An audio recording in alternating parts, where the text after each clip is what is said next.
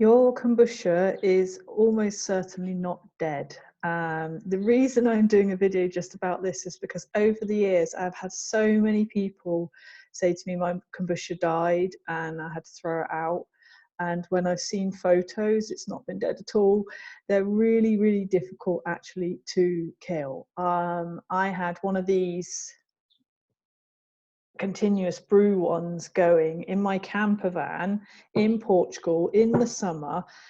When I wasn't in it, I went to Madeira for about 6 or 7 weeks, and it sat in my camper van in heat. It had been given a good feed beforehand, but it was still absolutely fine when I came back. I have people send me photos of big white blotches on it, black blotches on it, weird deformities and stuff. That's all fine. I don't know if you can see. I wanted to show you the like, this is like, basically the other day I smashed my 8 litre kombucha continuous brew thing, and so these ones are not floating on top because they're from a bigger container, and I've had to put them in this smaller one. So the Kombucha Scobies will grow to the same size as whatever the top of your container is, because the new one will always float on top.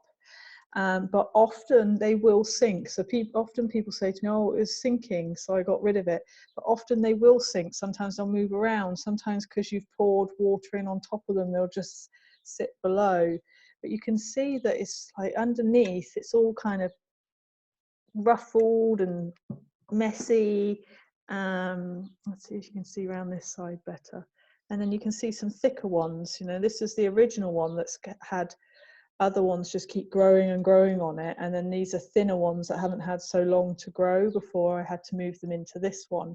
And you probably can't really see on here, but you can just make out there's a very thin layer of a new one coming now in this jar, because like I said, I smashed the others. So most of the time they will sit on the top, and then new ones will just continue to grow on top of the original one. But they'll often sink, they'll often move around, they can have blotches on them. The only time they are actually had it, and even then you can still kind of bring them back, is when you actually see proper mold, like the white furry mold on them. And that quite often happens if you've had another ferment near it. They'll get they react to each other, or you haven't cleaned the jar properly. But that's the beauty of the continuous brew, which is the ones with the taps on like this, is that you don't have, like, if you do it in a normal jar, you have to usually it's easier to have 2 jars, and you clean one, you put a fresh batch of sweet tea into it, and then you put your Scoby into that. But this kind of moving backwards and forwards always gives it an extra chance that it might actually get contaminated and go moldy. But they'll live for ever such a long time before they're actually starved.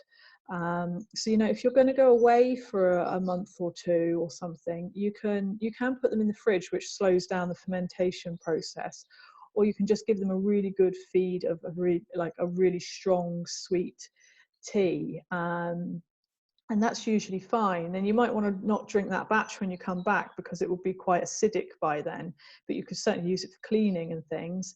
And then you just make a fresh batch, and you give it a good strong feed the first time round.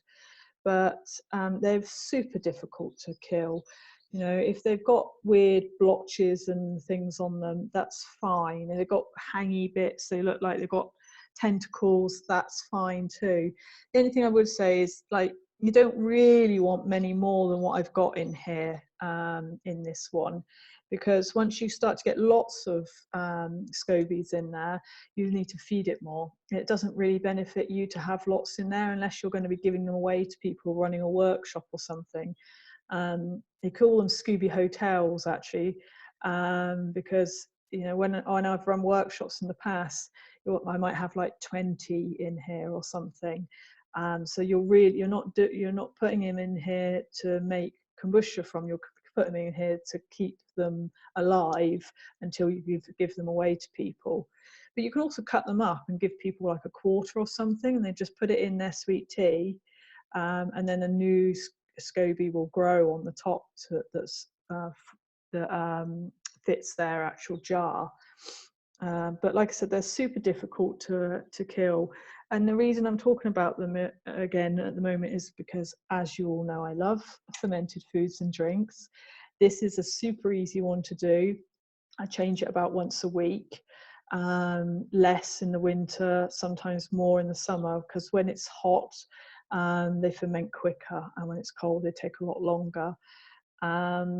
And usually I've got like either a 5 or an 8 litre one on the go. I'm not actually sure how big this one is, maybe 3 or something.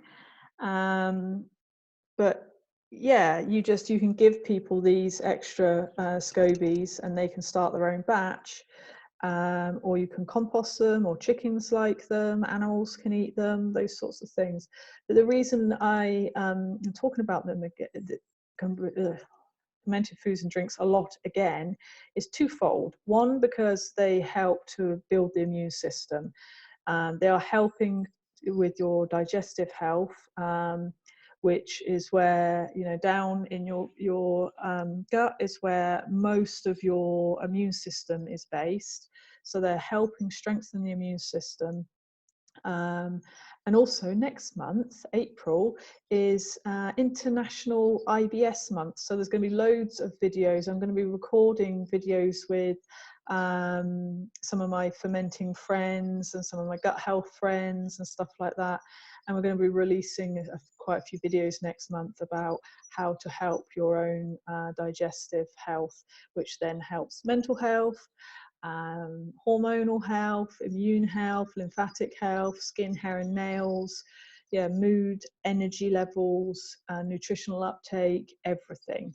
So I know I bang on about fermented foods and drinks a lot, but if you're helping your mind and you're helping your digestive system, the rest of your health ailments will fall into place. It's like the two cornerstones of all good health, in my opinion, is doing those two things. And if you don't do those two things together, it makes it much more difficult to move forward with full and vibrant health as well. So yeah, get on the kombucha making. You can order the Scobies, organic ones, from eBay and stuff. You can get some from Amazon.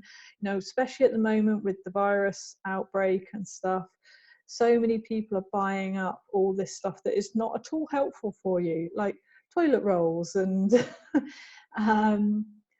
jars of things and packets of things and stuff. Those things are not going to build your immune system, and a lot of the things that do are actually becoming people have already bought them all.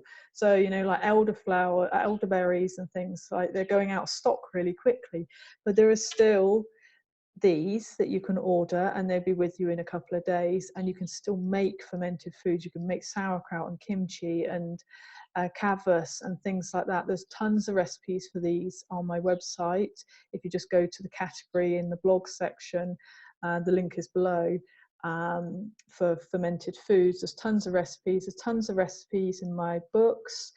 And also I have a fermenting YouTube channel that you can find, a fermenting playlist on my YouTube channel, which you're probably watching this video on. So you can do all these things, and they're super good for building the immune system. And most things are ready. You can consume them within a week. Some things you want to leave longer, like fireside, you'd want to leave for like 5 weeks and things like that. But this is an invitation, what's happening in the world right now, to really get down to the nitty-gritty of what's important to us. Building community, helping each other out, resting in our hearts and in love rather than in fear, because that's fueling the actual our ill health and hinders our immune system when we're in this fight or flight response all the time.